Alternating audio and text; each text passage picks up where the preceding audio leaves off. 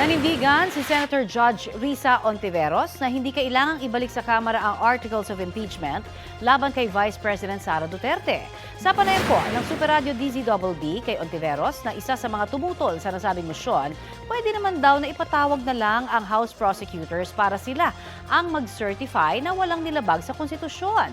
Sabi pa ni Ontiveros, kailangang umusad ang impeachment process para malaman kung may pananagutan ba ang bise o wala.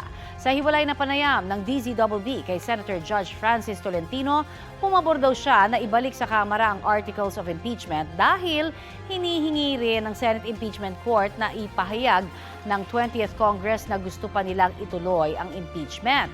Batay raw sa paniniwala ni Tolentino na hindi po pwedeng tumawid sa 20th Congress ang impeachment proceedings. Para naman kay UP College of Law Assistant Professor Paulo Tamase, sa panayam ng unang hirit, hindi na ayon sa saligang batas ang pagbabalik ng Senado sa Articles of Impeachment sa Kamara.